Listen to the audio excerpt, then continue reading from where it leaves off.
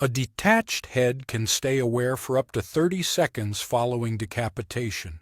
A gruesome final half-minute when the eyes may still blink. The lips try to form words, and consciousness slowly fades away. For Anne Bennett, the second wife of Henry VIII and perhaps the most renowned queen to be executed by beheading, this chilling possibility was only one element of her execution that contemporary narratives often cleanse. The real account of Anne's last moments unveils a mental torment far more unsettling than a mere stroke of the blade. It was a deliberate political performance meant to annihilate not only her physical form but also her entire memory. Anne's execution serves as a symbol of Tudor England's ruthless justice system, where death acted merely as the end of a meticulously planned humiliation. While numerous historical texts just mention that she was executed for treason, the truth behind her final days involved a psychological breakdown so systematic it would astonish modern-day interrogators. Her execution was not simply a conclusion. It represented the closing chapter in Henry VIII's effort to obliterate a woman who had become too influential for his liking. By the 19th of May, 1536, Anne Bennett had already suffered 17 days confined in the Tower of London, the same fortress where she had once prepared for her crowning. Only 3 years before, she had been officially crowned Queen of England in an extravagant ceremony at Westminster Abbey. Now, she waited for death in a surreal state, repeatedly postponed as Henry VIII cruelly prolonged her fate. The king had even summoned a skilled swordsman from Killala to carry out the execution instead of using the customary English axe, a fact often portrayed as an act of mercy, but in reality highlighting the dramatic nature of what was about to unfold. Throughout her final hours, Anne displayed an almost unnatural composure, described by those present as cheerful even as she readied herself to face death. Modern psychologists might interpret this as dissociation, a mental defense mechanism activated by intense trauma. She is said to have joked that she would be known as en sans-tête and without a head, showing a dark humor that concealed her inner anguish. Few historical records recognize the immense fear she must have endured, aware that her reputation was being ruthlessly attacked through fabricated charges of adultery, incest, and conspiracy to kill the king. What makes Anne Bennett's execution especially harrowing is not only the physical beheading but the deliberate destruction of her identity. Henry VIII did not merely seek Anne's death. He aimed to erase her from history, to invalidate her achievements, and to undermine her daughter Elizabeth's legitimacy. The execution served as the climax of a campaign to assassinate her character, crafted to convince the English people that their former adored queen was worthy of such a grim end. In the days leading up to her death, Anne was forced to listen to grotesque and invented stories about her supposed sexual immorality, accusations so extreme they would be dismissed by many as unbelievable. In any modern court, the morning of May 19th broke with an unusually bright sky over London, contrasting sharply with the grim fate about to unfold. Anne Bennett spent her last night immersed in prayer, although rest repeatedly slipped away from her. Records from the tower reveal she requested the sacrament at 2 a.m, spending hours kneeling in fervent communion. By daybreak she had been awake for nearly a full day, her mind likely shattered by anxiety and weariness. When the tower's lieutenant came to summon her, she was said to be laughing with her attendants, a reaction signaling not serenity but a fragile psychological state. Anne's execution had been postponed multiple times, a lesser-known form of mental torment. The uncertainty surrounding the exact moment of death was a cruel strategy often employed on prisoners. When Anne was finally told the appointed hour had come, she was led from her room through halls where just 3 years prior she had paraded as queen-to-be. Now guards accompanied her, not in honor but to prevent any chance of flight. The same nobles who once bowed before her watched her final procession with cold detachment. The scaffold on Tower Green stood unusually low, at only 3 feet high, unlike the towering stages commonly shown in movies. This intentional design made Anne climb only a few steps, stripping away the dignity of height and keeping her within reach of the jeering crowd. While modern portrayals frequently depict a serious and respectful crowd, historical accounts indicate a carnival-like mood was encouraged. The execution was a public spectacle meant to warn anyone who might defy the king's power, especially women who dared to rise above their social rank. Before placing herself at the block, Anne was allowed to deliver a final speech, not out of kindness, but because tradition required it. Her carefully chosen words demonstrated both her political shrewdness and the desperate situation she faced. She declared, "Good Christian people, I am come hither to die. For according to the law and by the law I am judged to die, and therefore I will speak nothing against it." This seeming acceptance of her destiny was in truth her last act of resistance. By recognizing the law without confessing guilt, she subtly questioned the validity of the accusations made against her. Perhaps most disturbing was the absence of the king himself. Contrary to public portrayals of royal executions, Henry VIII did not attend. He stayed behind at Whitehall Palace, awaiting confirmation of Anne Bennett's death. Reports say that even as her head was struck from her body, Henry was celebrating his forthcoming marriage to Jane Seymour. This harsh reality reflected how completely Anne had been cast aside. The personal had become political, and her execution was simply an inconvenient step in the king's relentless quest for a male heir. The executioner from Calais was specially chosen and paid a hefty amount for his skillful execution. This execution marked a new height of deliberate cruelty. Traditional English executions relied on an axe that often demanded several strikes to fully sever the head. The French executioner, while more adept at achieving decapitation with a single swing, was unknown to Anne Bennet. In her final moments, she would confront death at the hands of a stranger, a last humiliation for a queen who once held the gaze of all England. Her blindfold, often portrayed as an act of mercy to shield her from seeing the weapon, actually had a practical function. It stopped her from flinching at the critical moment, which might have caused the execution to fail. Anne knelt upright instead of resting her head on a block, following another French custom that made the executioner's task more difficult. This meant she had to stay perfectly still by sheer determination, keeping her composure even as the swordsman got ready to strike. Witnesses noted that she kept moving her lips in prayer, her eyes shifting beneath the blindfold as she tried to sense any sound of the approaching blade. The mental anguish of knowing death was near, but not when it would come, represents a type of torment rarely mentioned in polished historical retellings. The beheading itself was remarkably precise by Tudor standards.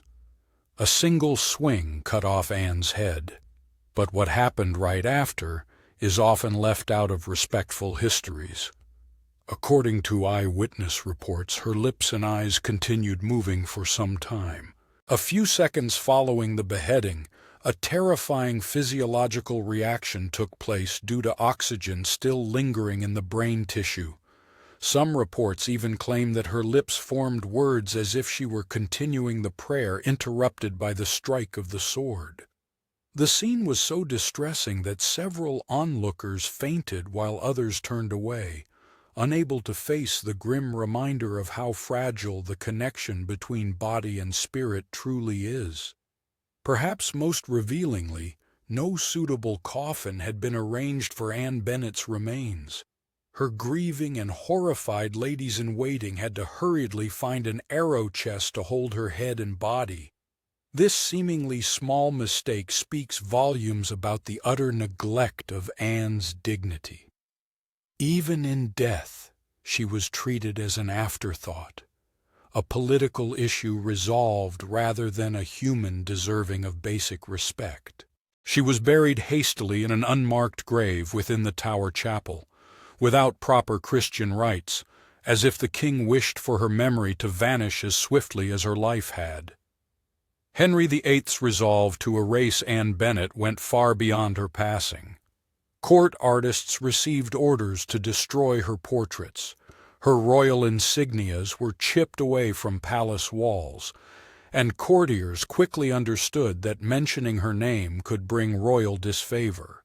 While people often concentrate on the physical execution itself, this systematic attempt to erase Anne's existence was a form of violence surpassing death, a deliberate effort to extinguish not only a person, but also her lasting presence. It would take several centuries before historians began the careful process of piecing together Anne Bennett's life from the scattered remnants that survived Henry VIII's campaign. Anne's execution deeply affected those who were forced to witness it, especially her ladies-in-waiting, who had to clean and prepare her severed head for burial. These women, frightened themselves by the possibility of being accused of the Queen's supposed crimes, had to carry out this grim task while keeping their composure. Many reportedly experienced nightmares for years, and at least one even chose to enter a convent, unable to return to court life after witnessing such horrors. The psychological impact spread far beyond Anne herself, creating an atmosphere of dread that lingered within Henry's court for the rest of his reign. Immediately following Anne's execution, her daughter Elizabeth, not yet 3 years old, was declared illegitimate and removed from the line of succession. This child, destined to become England's greatest queen, was effectively left an orphan. With her mother executed and her father publicly rejecting her claim, Elizabeth suddenly found herself without proper clothing or attendance befitting her previous status. Her household was disbanded almost instantly. This harsh treatment of such a young child reveals yet another tragic layer to the horror surrounding Anne Bennett's execution. The punishment extended even to her innocent daughter. Most contemporary portrayals of the Tudor era overlook this cruel aspect of Elizabeth's early life. The executions failed to convey the overwhelming sensory impact. The scaffold would have been soaked with the blood from earlier deaths, attracting swarms of flies in the warmth of May. The crowd's roar, shaped by planted supporters told to shout for the Queen's death, formed a wall of noise meant to confuse and frighten. As she neared Tower Green, this chaos grew louder. The insults and jeers came from people encouraged to see her as a witch and an adulteress. This carefully planned public disgrace was a key element of Tudor justice. Death alone was never enough punishment. Popular culture often glorifies Anne Bennett's final speech as a moment of brave resistance, but historical records show a more complex truth. Her carefully crafted words praising Henry VIII as a kind and sovereign king reveal the impossible situation she faced. Even confronting certain death, Anne could not speak without restraint. She was cautious about her daughter's fate and the crowd's response. Her speech was less about expressing freedom and more about its denial. It was the ultimate silencing of a woman who knew her last words would be reported to the king and could influence those she left behind. The sword that ended Anne's life, specially brought from France, represented the theatrical nature of her execution. Henry spared no effort to create a spectacle fitting a queen's fall. The executioner reportedly rehearsed on animals beforehand, focused on perfecting a single clean cut that would justify his considerable payment. This detached professionalism, reducing Anne's death to a mere technical feat, highlights the dehumanizing nature of executions authorized by the state. Anne's demise was not just a killing, but a process within a system crafted to turn personal agony into a statement of power. Historical records show that no English executioner would carry out this task, not due to moral qualms, but because the French sword method demanded special expertise. The blade was incredibly sharp and balanced differently from an English axe, which was meant for a swift horizontal slice instead of the downward chop typical of an axe. This detail emphasizes the deliberate theatricality of Anne's execution. Even the choice of method was made to maximize emotional effect while minimizing the grotesque mess associated with failed beheadings.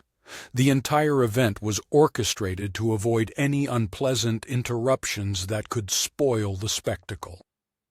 After the blade fell, Thomas Wyatt, imprisoned in the Tower and forced to witness the execution of a woman he once admired, reflected sorrowfully on the delicate throat that once bore many jewels. His poetic grief reveals the brutal reduction of Anne from a crowned queen to an objectified, lifeless body. Her severed head was quickly wrapped in linen by her mourning attendants, but not before the executioner briefly held it up, raised by the hair. This customary gesture was intended to visibly confirm the finished sentence to the audience. This dramatic display, with blood still flowing from the severed arteries, created a powerful image that would be forever etched in the minds of those who witnessed it.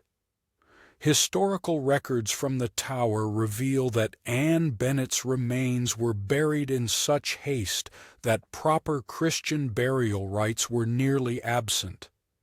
The chest containing her head and body was hidden beneath the chapel floor alongside other noble individuals who had faced execution. Such a disgraceful conclusion for a former Queen of England. No gravestone was set to mark her resting place, and for hundreds of years her exact burial location remained a mystery. This obliteration of even her final resting site symbolizes the full extent of Henry VIII's effort to erase Anne Bennet, not only from life but from history itself, an effort that almost achieved its goal. In the days after the execution, Henry VIII's propagandists labored hard to control the story told to the public poets at court who had once celebrated Anne Bennett's intelligence and beauty, now wrote poems accusing her of being a cunning adulteress. Official statements highlighted the king's kindness in offering a skilled executioner instead of more brutal methods, reframing Henry's dramatic decision as one of mercy. The terrifying nature of the execution was carefully softened in official records, thus beginning a process of historical revision that has lasted for centuries and still shapes how we perceive Anne Bennett's final moments today. Perhaps the most unsettling aspect for contemporary observers is how swiftly life resumed its course for Henry VIII.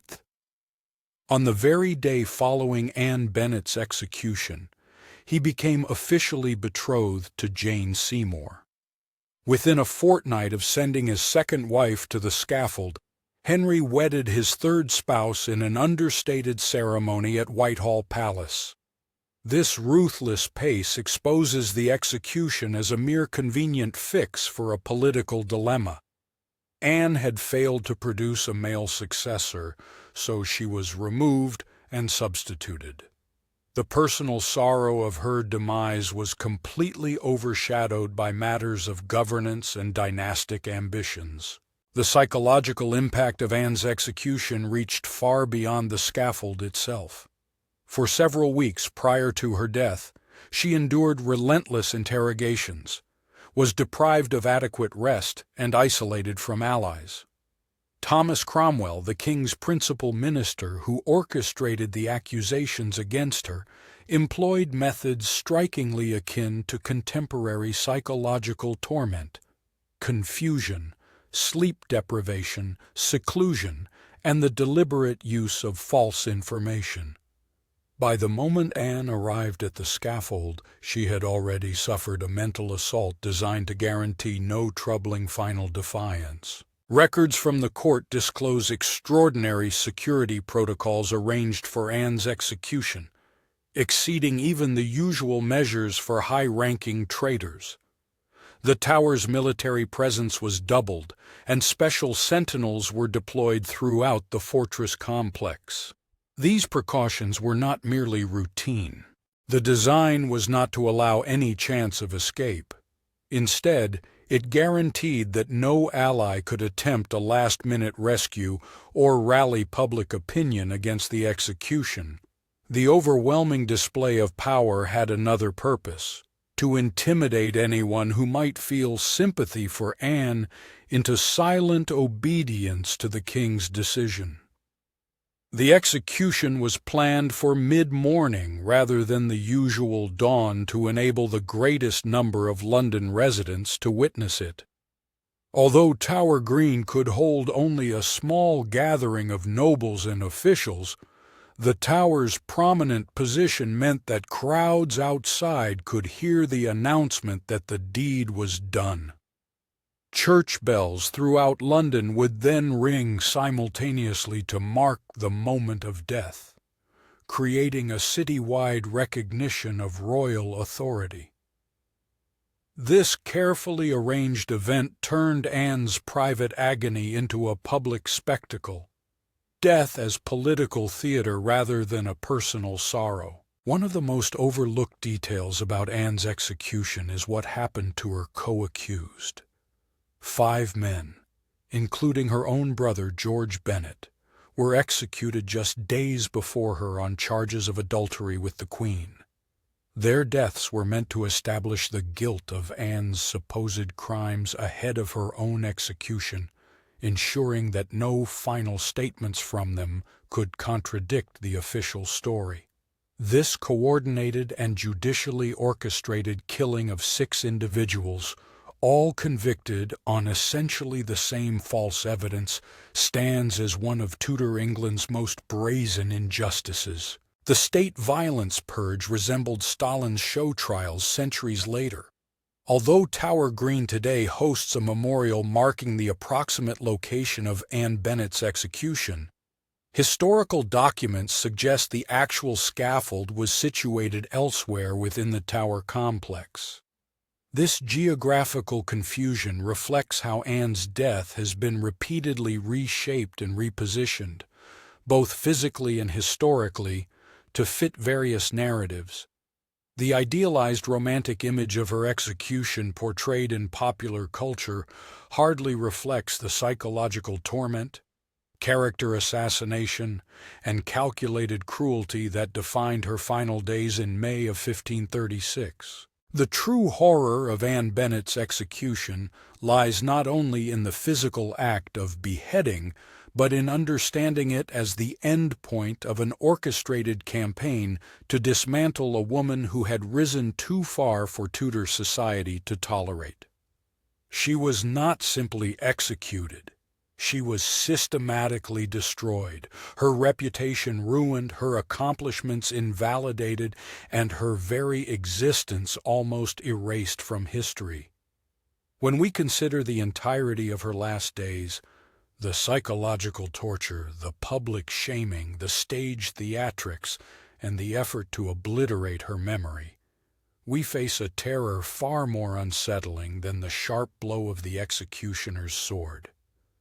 Viewed from a contemporary psychological standpoint, Anne's death serves as a striking example of state-approved gaslighting and public defamation. The accusations leveled against her, spanning from accusations of infidelity involving numerous men, including her own brother, as well as allegations of plotting to poison the king, were so outrageous they would never hold up in any contemporary courtroom. Yet through deliberate manipulation of popular opinion, the calculated use of torture to force confessions from accused men, and tight control over official stories, Henry VIII's administration managed to persuade many that Anne Bennet deserved her punishment. This orchestrated distortion of reality stands as perhaps the most chilling part of her execution. Centuries later, Anne Bennet's death remains captivating precisely because it sits at the crossroads of personal sorrow and political strategy. Her execution was not merely the conclusion of a life, but a meticulously crafted spectacle, intended to legitimize a king's actions and reshape history. The real horror is not found in the moment the blade fell, but in the recognition of how thoroughly power can alter the truth. This lesson echoes deeply in our modern age filled with misinformation and public character attacks. Ironically, Anne's greatest misfortune might be that despite Henry VIII's efforts to erase her, it was her death, not her existence, that became her most lasting legacy. By examining the full terror of Anne Bennet's demise, we confront unsettling realities about authority, gender dynamics, and how history is constructed. The polished narrative of her passing, as a sorrowful queen receiving a swift and dignified end, only serves to conceal these deeper truths. The deliberate misuse of government authority exemplified in her situation reveals much more when we explore the psychological aspects of her execution. The thoughtfully inflicted suffering, public disgrace, damage to her name, and efforts to erase her from history offer us a deeper understanding not only of the justice handed down at that time, but also of how those in power sustain their rule through domination over both physical bodies and collective stories. In the image of Anne Bennet's severed head lies a stark caution about how delicate truth becomes when it faces unchecked authority.